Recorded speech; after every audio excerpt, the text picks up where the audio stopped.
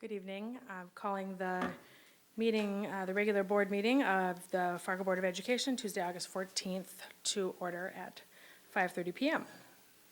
Is there a motion for approval of the agenda? And when I mention that, also, I wanted to say I have been contacted. Jim, I see your hand up, thank you.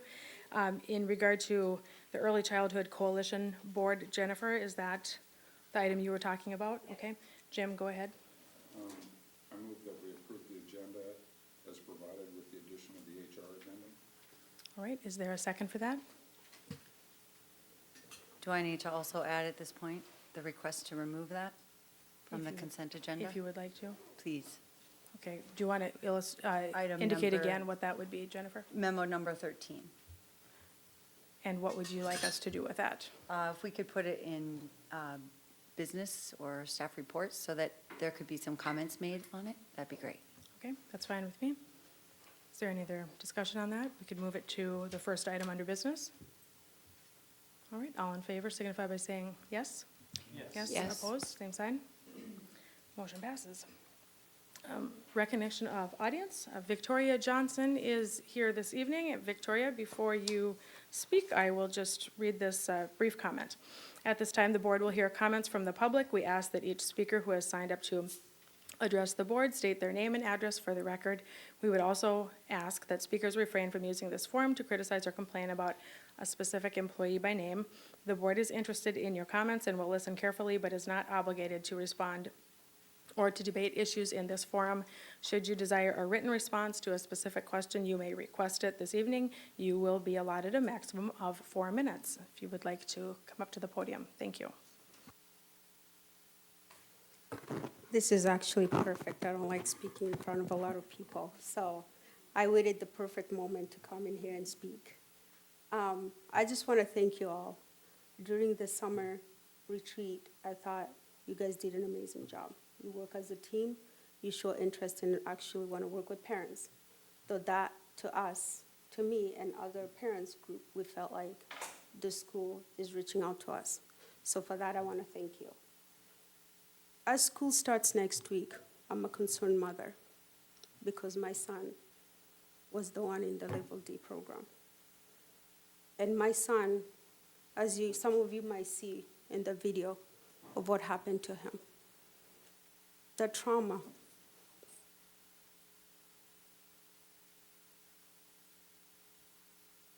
my family still lives through that every day. It terrifies me, knowing that he's going back to school next week. He doesn't sleep at night still because he's scared.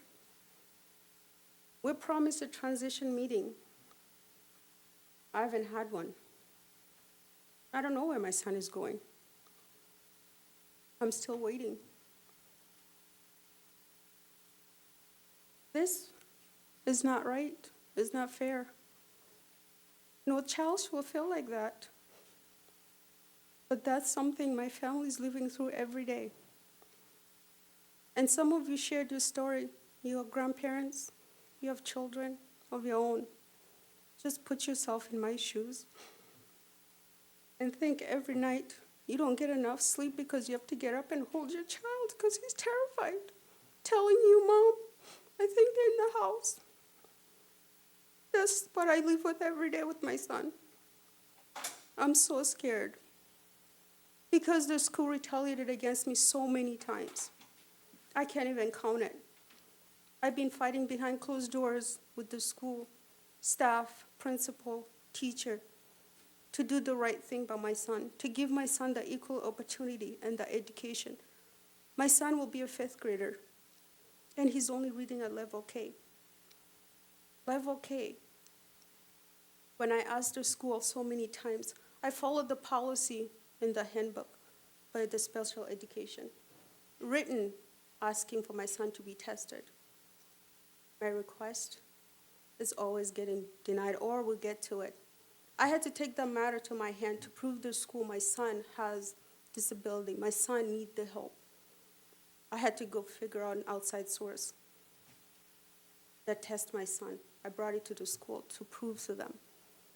And the teacher was not happy with me, and so was the principal. as I got retaliated against. These charges that was brought to against my son in March of this year, March 6th, that will forever hold my heart. My son was tortured. That's how I see it. Public might not see it like that. Others might not see it like that. My son was not in danger to himself or others in that video. But my son was held down. He was in that room for 26 minutes. Nobody called me. Public didn't see the whole video. And I'm sure you have a copy. You can feel free to see it. When my son called me at 12:30, this incident happened at 9:25. Based on his IEP and his policy, he has SAFE program. If they couldn't reach me, they could have called SAFE. They would come there and get him. If they thought he's a danger to himself or others. But that was not the case. He was just a boy who loved one of the teachers, and he does not want to work with the other teacher. That's the truth of the story of what really happened. So when I came to the school, find my son have a bloody elbow, his hands was all skins from getting handcuffed and thrown on the ground. I couldn't believe it. My son's shoulder is still messed up from that incident. We go to physical therapy. His doctor told me he might not heal from his shoulder. He'll have difficulty. This is a kid who loves to play in the backyard with his friends and to shoot basketball. But he can do it just a little bit because his shoulder hurts so bad. The trauma my son endured that day, I will never forget.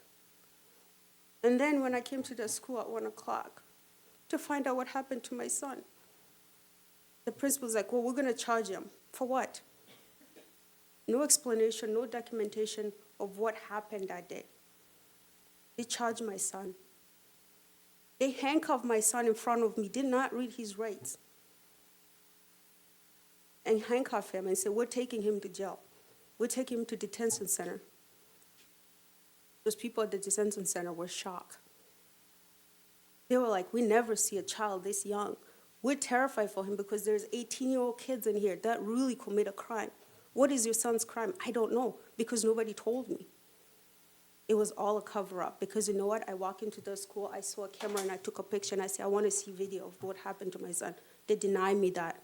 You cannot see it. You have to go through the right policy to get the video. And I go, okay. We went to court. The judge looked at me and said, ma'am, you can take your son home. We went home. They give me a public defender who thought I didn't know about a justice system. I may be a single black mother, but I have a knowledge when it comes to the criminal justice system.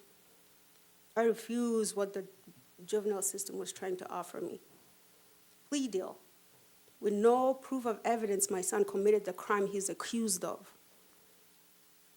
I refused to take it. I fought back. I went to court. They told me, you have to take the deal. I decided the only way I can do this is to hire a private lawyer.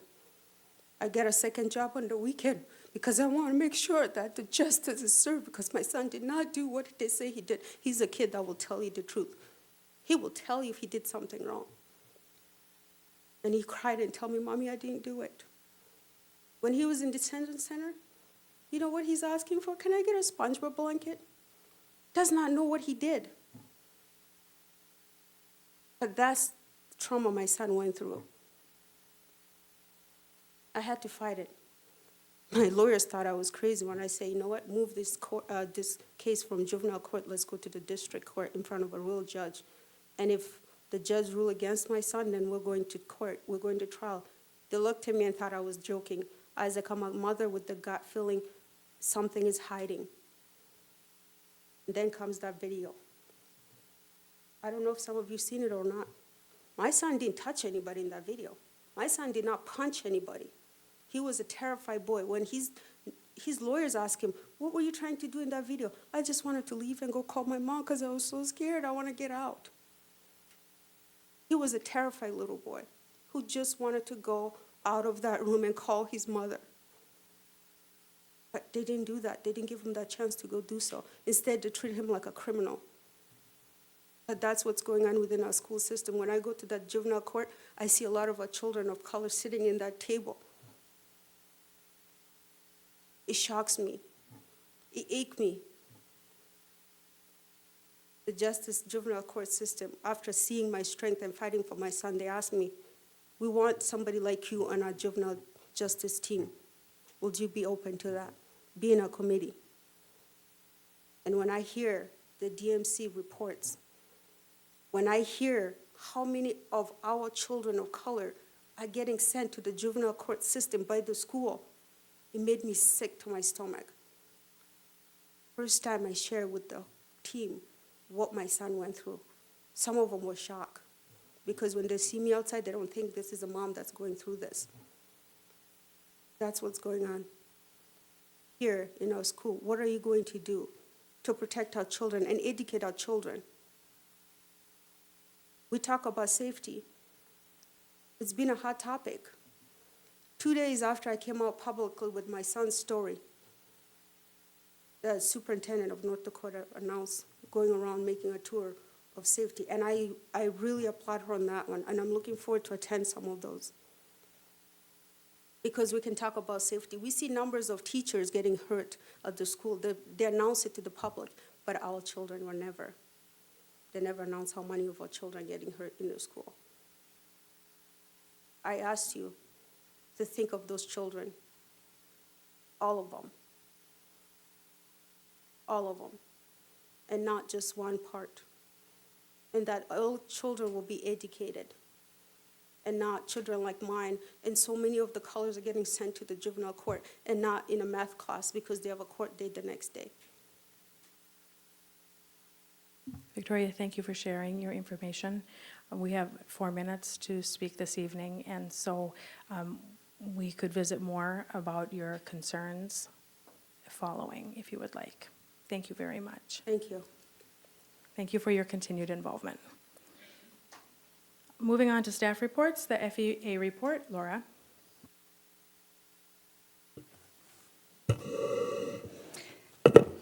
School starts next week. So we know that there are teacher shortages, not just regionally, but nationwide. And we know that many, many districts start the school year not having filled all the positions they have open because we know that's a reality. In Fargo, we have a couple of factors which exacerbate this shortage. FEA is deeply concerned about the number of resignations we have coming through and that will continue to come through. We grieve the loss of our educators, for ourselves, the support professionals, for the administrators, particularly though our children will feel the loss of our educators, whether they've been with us 5 years or 20 years. I don't understand all the complexities of chickens and eggs and that relationship there, but I do know a few things. 176 districts in North Dakota. Fargo's the only one that is facing 2018-2019 without a contract in place for the school year. We can't hold teachers who are not under contract. And I know school starts next week, and I know that this Thursday we've got a chance to, make an agreement on a ratifiable contract. Thanks. Thank you. Dr. Gross, task force update. Thank you very much. At your table and out on the table as people came in, there was a handout of the diagram that we talked about at the board work session, and just wanted to give you a quick update on where we're at with that. Again, as you look at that diagram, the process or the workflow that we intend to do would be to start on the left-hand side and almost simultaneously have 2 different task forces working together. They would be the least restrictive environment task force dealing with behavior, and then the other task force around early childhood special education. Both of those task forces really are designed to start with the needs that we have in our community and start with a conversation about what those needs are, then compare and contrast to how we are currently filling those needs. Then from there, talk about what services we might need, if that is people, if that's professional development, if that's structure, and so on, and really to talk through that. And then finally, at the end of those conversations, it's to come back and talk about, okay, how does that come together in a set of recommendations and/or a plan moving forward? For both of those task forces, as a reminder, we are planning to pull together a group of community members. And already we've had many parents who have volunteered through email or phone calls that they'd be willing to serve on one of those two committees. We are collecting those names right now. When it comes to the least restrictive environment task force around behavior, Missy and I have met once with our West Fargo peers, and we're going to meet again next week to really talk about the membership of that committee. Because as we talked about at the work session, that task force will be, yes, involve Fargo Public Schools, but also the West Fargo Public Schools and some of our neighboring districts as well. So we will pull that all together. And then we have already scheduled our first meeting to talk about the membership for the Early Childhood Special Education meeting, or task force. The plan will be by the end of August, beginning of September, is to send out those invitations and to contact everyone who has put their name in or suggested that they'd like to be part of it. We then will plan to begin those task force meetings in September through December. We hope to have those two groups complete their work, and that work then would be a set of recommendations to move forward to that task force that is in the middle of that diagram, and that would be the Building Capacity and Usage Committee. They will, as a group, really begin to look at those sets of recommendations from both of those committees, the information that we get from our demographer to talk about the city, how we are growing, the number of students in each of our different neighborhood schools, talk about information from our city planners, and then use all of that information to, again, create a set of recommendations to share with you, the board, everything from potential boundary changes, potential different use of buildings, and so on. And then all of that information from those three working groups will help us redefine our long-range facility plan. On the back of that diagram, I just shared with you the template for those different task forces. So just as a reminder, the different types of groups that we will invite to the committees to work, from parents to state members to community members who work with specific organizations, and then from our staff as well. So we have taken the information that we shared with you at the work session. We have begun to pull together those names and collect the names of individuals who have volunteered, and we have calendared already kind of a steering committee to pull that together so that we can, by the end of this month, beginning of next month, send out those invitations. So just wanted to give you a quick update of where we're at. Does anyone have questions? Dr. Gross, if people do have questions, just to learn about the process, or if they're interested in being involved, how should they go about getting that information? Certainly, I think that if anyone would like to email me or give me a call here at the district office, people have done that already, and I've had wonderful conversations about what this process is, what we hope to accomplish.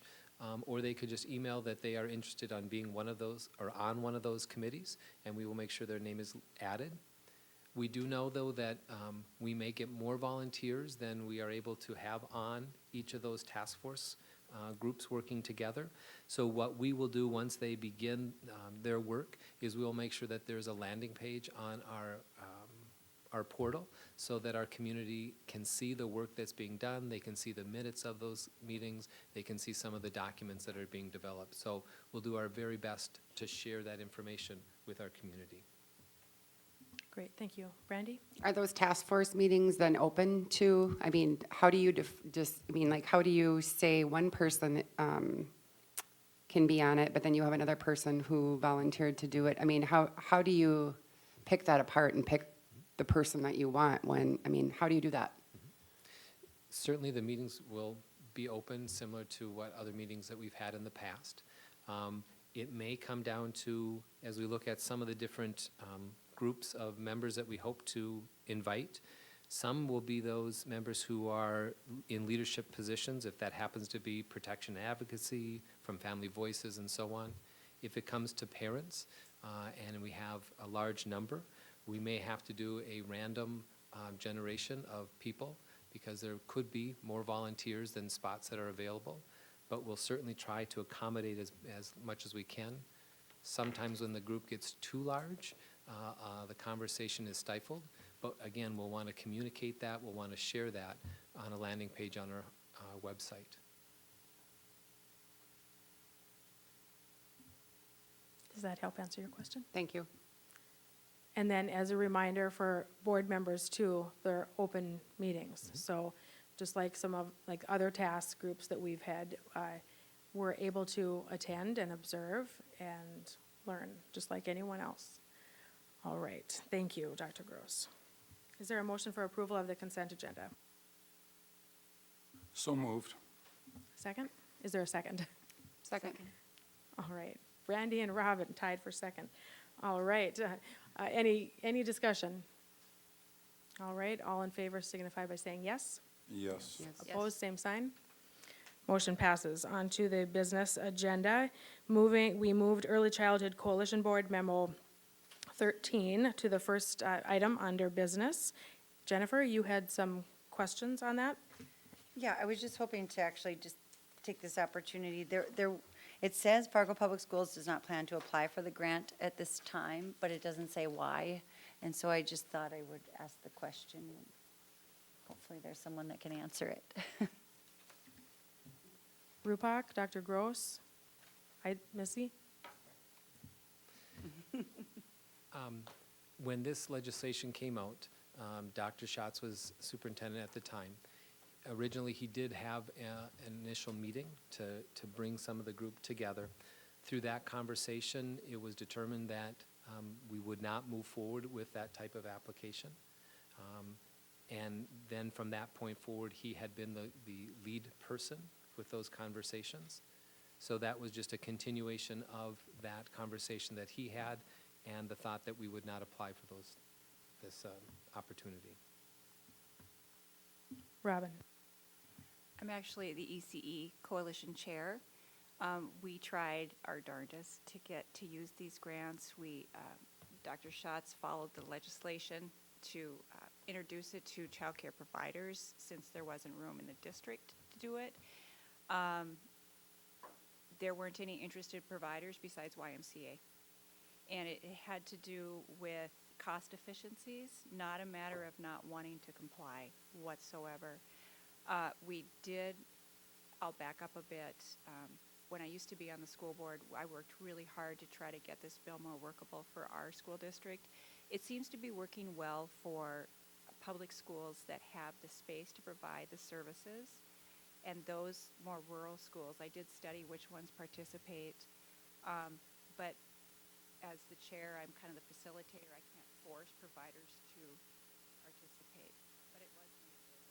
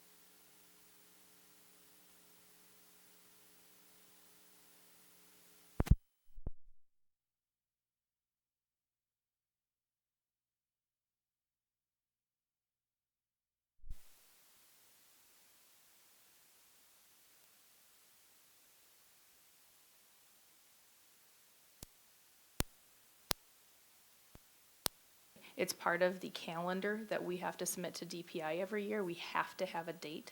So by taking action on it, then we utilize this meeting date as the action for submitting to DPI that we are or are not doing this coalition. Can I ask another follow-up? Can we reconsider at this point? I mean, what's the deadline? If this is something that our partners are doing in West Fargo, is it something that we could join in and do with them? I'm a little confused still. Dr. Gross, do you have anything to add? I think this would be a natural thing to have a conversation when we talk around early childhood special education and that task force, which then might lead us to a year from now making a different decision.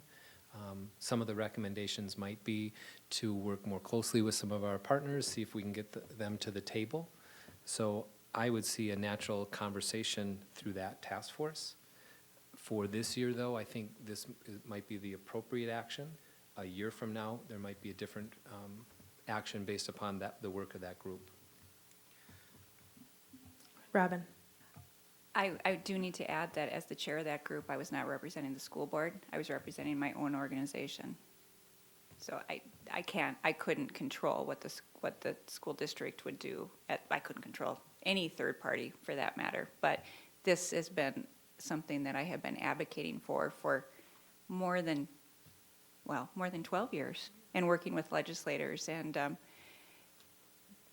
I will share some things in my GAC report that might be promising. Rupak?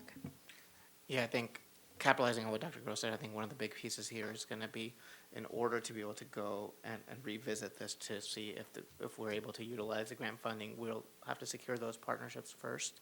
And even if we were to try to take action at this point, we don't know if we have any partnering agencies besides what the YMCA said years ago when it was first initially approached. So I think we'll have to use the ECSE task force to be able to identify what are the needs in our community and then see if we can use that as education to get more partners on board. Then we can subsequently translate that into an application for the grant to be able to provide the services required. Anyone else have questions or comments? Okay, we will need a motion for action. And is there one? Jim?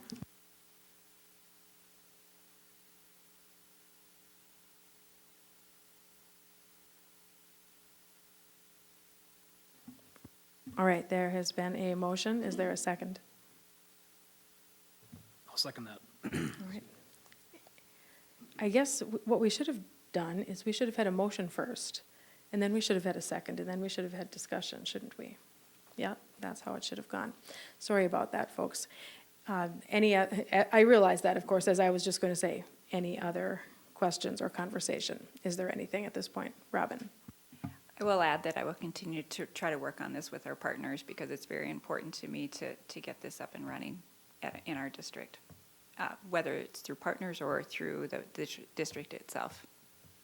Thank you. Yep, I apologize again for not following the appropriate order here. That bothers me. Jennifer? Maybe one more question. I didn't hear a deadline put on this. I know you said that this comes before us every year, but is there time to form this or begin this coalition alongside or in addition to the, task force that are being done and then decide whether or not to submit for this grant so that it doesn't have to wait another year? Robin? There is some deadlines included in the rules from the legislation coming down, but I haven't been following them because the board hasn't, or our coalition has not been functioning due to lack of participation. Dr. Gross? It appears that the documentation that's on the website for the state says that each year it's June 1st is the application deadline. So we would have a time between now and June 1st of next year to come together to use the ECSC task force and have those conversations. All right. Anne Marie, could you call the roll, please? Ani? Yes. Benson? No. Johnson? Yes. Nelson, Yes. Paulson, Yes. Roenbiker, Yes. Knutson. Yes, motion passes. On to what was originally A, but is now B, the 2018-19 Committee and Liaison Assignments, Memo 14. So that does come from me. Thank you, everyone, for your interest in participation at a high level. And we definitely had folks interested, more than one person in many instances, interested in serving as chairs or on those task forces, and some of the outside liaison assignments as well. So I tried to do my best and take the information that was given to me and make these assignments. I trust that whatever is decided this evening, we will be in great hands because we have very good leaders here. But I would entertain a motion for conversation. John, I move approval of the assignments as presented. and is there a second? I will second that. All right, there's been a motion and a second. Is there any conversation, discussion, or questions? David, I had an opportunity, the only person I had an opportunity to talk to before the meeting was Jim. But in negotiations, I had expressed an interest in having Brian Nelson on the team. But in talking to Jim, I know that he is a part-time superintendent, and I don't know, without being able to speak to him, what his availability is. So I think he'd be a great asset to the team, but I guess without talking to him, I can't go any further with that. and I did receive, in terms of everyone did provide feedback in terms of interest. Just FYI, his comment regarding negotiations was as a first-year board member, holding off on that at this point, so I took that into consideration. Jennifer. So I was also curious under the task force assignments. First of all, thank you for all the time I'm sure that you put into gathering all the information and considering these placements, and now for the opportunity to discuss. But under ECSC task force, Robin has significant experience there, and I don't know if you submitted that as a preference or not, but I would like, as one board member, to see her voice on that task force. Robin? Actually, my training in LRAD is stronger than early childhood. I have CPI training, certification de-escalation, trauma training. I know how important it is to meet kids where they're at, as well as Corey Martin's education. I'm going to mess up the words here. Self-care for educators. So the only task force that I expressed interest in was the LRAD for those reasons. And that's a big focus right now, not only in our schools, but in my organization as well. And I have a trainer on my team. So I felt like I could, my offers to Rebecca were where I felt I could contribute the most. Thank you. I appreciate that. Any other discussion?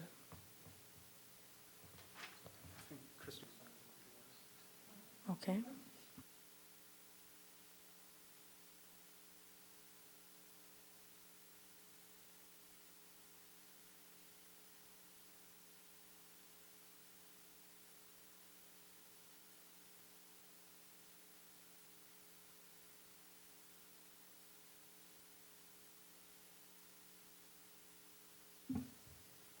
Welcome, Christy.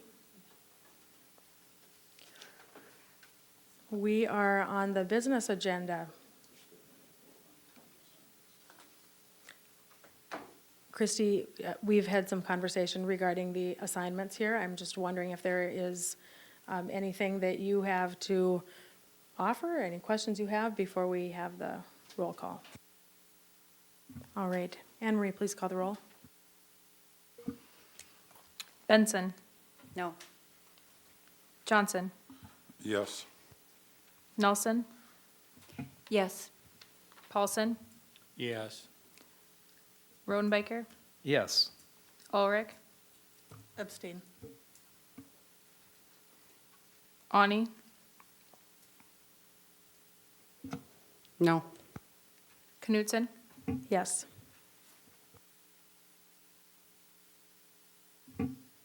I was not counting. Anne Marie? Motion carries. Thank you, Jim. Thank you, everyone. On to board reports, committee liaison and correspondence reports. Robin, would you like to get started? I'm so glad you called on me first because I'm ready.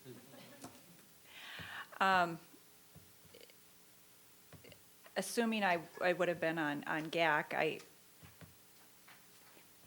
I should mention something. I meet with legislators on a regular basis for my job too, so it always comes up, education stuff. So since the last board meeting, I have met with Pam Anderson. She's in my district. She has some interest, and I will bring the bills that they're thinking about bringing forward up at the first GAC meeting. Also, our Senator Kyle Davison, and Michelle Strinden is a candidate in our district as well. She's not currently a House member. Also met with D44's Carla Hansen. And I have been pulling together everything that I can think of for GAC, whether I would have been chair or not, because it's going to be a busy, busy year. I did check with Jo Lynn, and I do have a question. There isn't a next meeting set up. So would the committee like me to send out a doodle poll or Anne Marie to do that? What is the best way to go about that? Well, I think that every committee is going to need to work on setting future meeting dates for, some might have some, I'm not quite sure, Anne Marie. But that was something that I was going to request, is that we'd be working on getting those meeting dates set up. Okay. And if it's not a regular schedule, at least we get some initial ones going. Also, just to mention, in terms of goals for the committees. So if that's something that committee chairs would like Anne Marie to take care of, that's fine. Anne Marie, I'm sure you'd be thrilled to help us with this, wouldn't you? Yeah, I'll work with Jolynn and Betsy to help set up those meetings for those respective committees. Also, I attended the city PTA meeting on July 11th. I'm on that cabinet anyway. That was one of the reasons I requested that liaison position. And then I also went to Ben Franklin's PTA meeting. They already had a PTA meeting last night. And it's Shane's first year as the head principal, so he seemed pretty excited. It looks like an engaged board. Some of the things that he shared, he is working on, like I'm going to screw this up, either climate or culture for his school, and really working on the culture, I'll say the culture in the school, but the next phase is involving the students and their participation, so they're doing some great things there. John Nelson has done a great job, and Shane's awesome as well. So I'm really excited that that's my rotation this year, because I sat in the same lunchroom for my meeting as I sat in the 7th, 8th, and 9th grade back then. And I knew exactly where to look at the clocks. So yeah, that's my report so far. Thank you. You sat there too. Thank you, Robin. John? I'm not on the GAC committee, but I have also met with my assignments and actually my representatives from my district, Kathy Hogan, Carolyn Nelson, Mary Schneider, and the Democratic House candidate, Lori Beth Hager. I think the Republican candidates are hopefully back soon. I think a couple of them, these are college kids. And the District 21 Dem NPL is hosting tomorrow morning at the main library, I believe, an educational panel or summit of some sort that I think the community is welcome to attend at 9:30.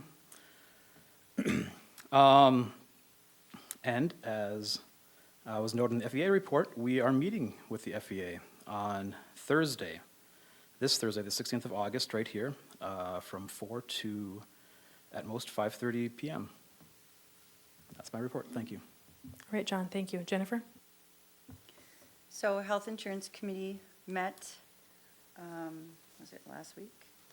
Maybe 2 weeks now? And they needed to consider, since Blue Cross Blue Shield of North Dakota is no longer offering the current dental plan that employees are offered, the committee needed to consider the two bids that were in front of them. And so there was a decision made to move forward with Delta Dental. The good news is there's no change to the dental premiums for 2019, so employees can be happy about that. And then the medical renewal was discussed, and it will be in the proposal or the recommendation to the board that the proposed health increase would be 4% to both plans. So much lower than last year, which was good to hear. And that the contributions would, the recommendation would be that they continue to remain the same for the HSA. That's it. David? I reached out to the principals at Kennedy and Discovery and told them to be ready because I was coming. And they both answered. I got a list of PTA meetings from the Kennedy principal. I have not heard back from Discovery, but it should be a busy year. Jim? Well, first of all, I want to thank all of you for grabbing some door prizes and those that were able for coming out to the picnic. I think it was great as usual. Since our last meeting, DPI has a visioning steering task force of different education stakeholders in the state going. I think this was our 4th meeting, and I think we have whittled down to 5 broad categories that each education stakeholder is going to take back to their organizational level to see if whatever their organization is, if they have something they can contribute towards moving forward on one of those 5 goals, or all 5 in some cases.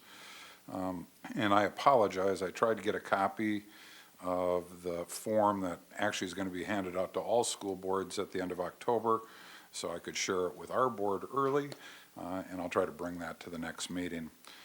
And I've also been involved with 2 of the governor's sub-task force for their bigger innovation task force.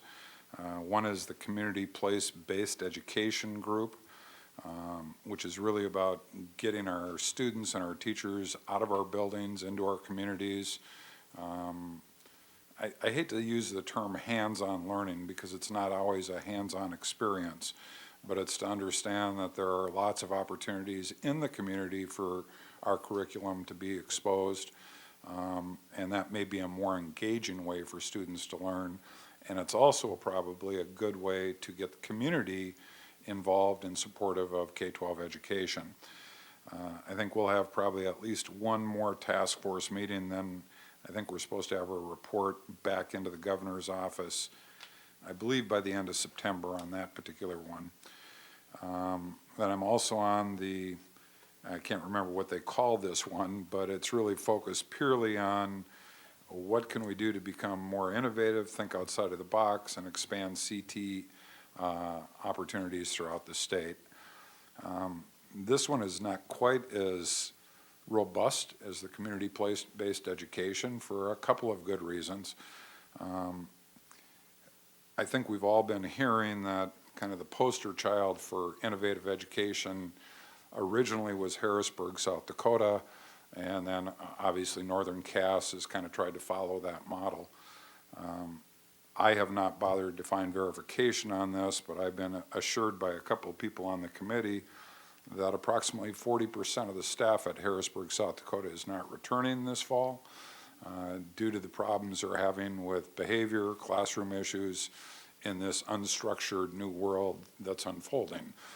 They haven't had that problem, by the way, at Northern Cass at all. But of course, Northern Cass is a much smaller school district than Harrisburg, which is much smaller than Fargo. So I think that group is really struggling, primarily because there are a lot of superintendents in that group who already believe their districts are innovative, and quite frankly, I agree with them. But we're still kicking around Carnegie units, we're kicking around, is there a different way to get a Phi Ed credit if you're a varsity basketball player without having to go to gym class? And those type of areas where maybe we can find some relief inside the current rules in terms of what is required for graduation. Carnegie units keep coming up as maybe a quasi-stumbling block to innovation, although there are also innovators that are pretty sure you can take the Carnegie units and innovate with those. So I don't know where that group's going to go.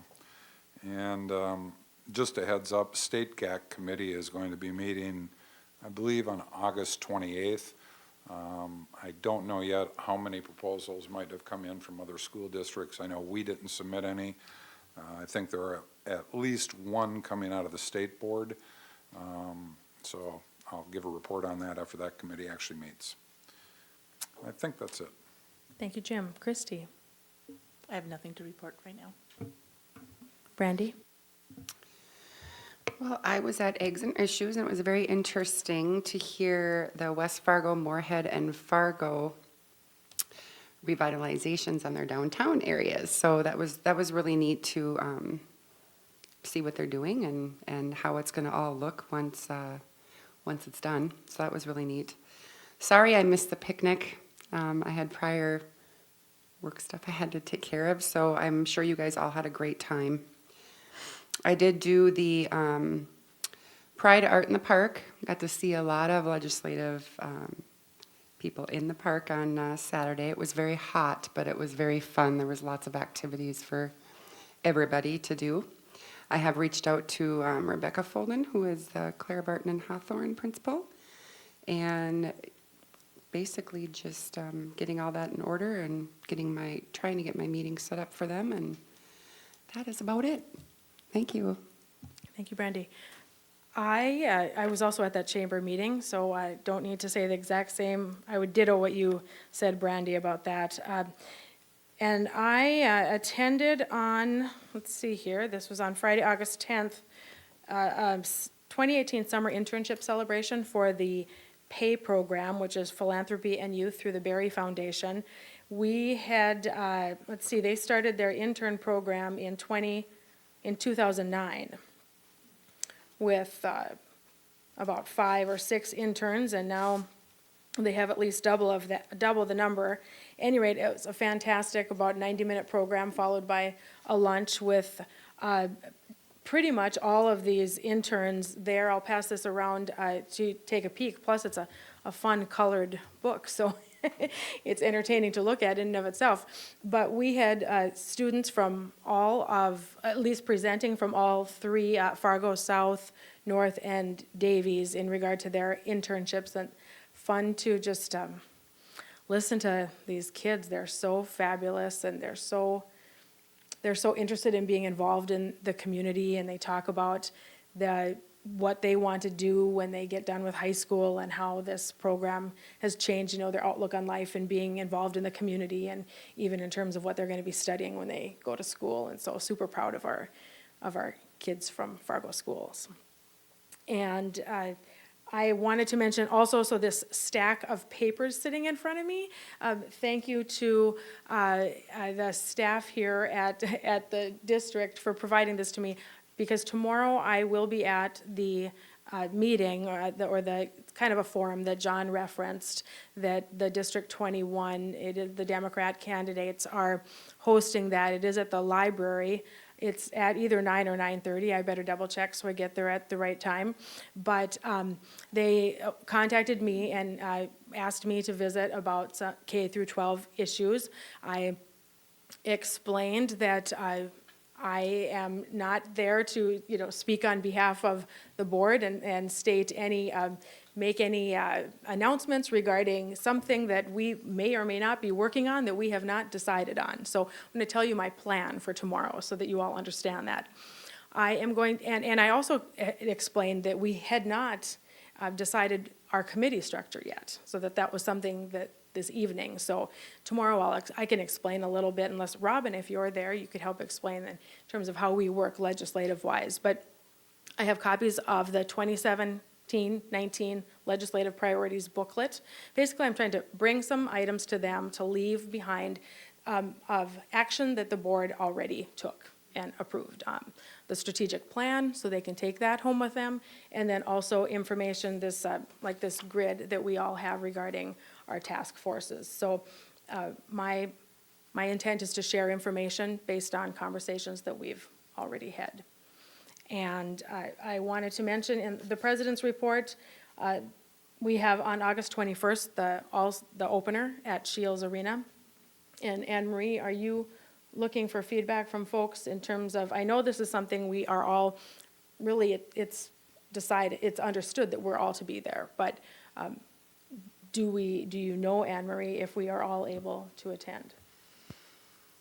I am not aware if everybody will be there, but if you're there, we'll have a seat reserved for you down on the floor. And then we'd also ask that you serve as greeters for staff as they come in the lobby area, if that works with your schedule. So, John? Doors open at 7:15. Correct. Yep. So if we are there at about 7 o'clock, that might not be a bad idea, right? If you're not able to be there, would you please let Anne Marie know? And it was a blast last time, really was. So I'm looking forward to it this time around. Does anyone have anything else to add in regard to reports? Okay. On to 8. John? Thank you. I would move we enter executive session for the purpose of negotiation strategy as permitted under North Dakota Century Code Section 44-04-19.1. Is there a second? Second. All right. Any discussion? All in favor, say yes. Yes. Opposed, same sign. All right. We will move into executive session. It is 6:22 p.m. And if you aren't a board member or a member of administration, please exit.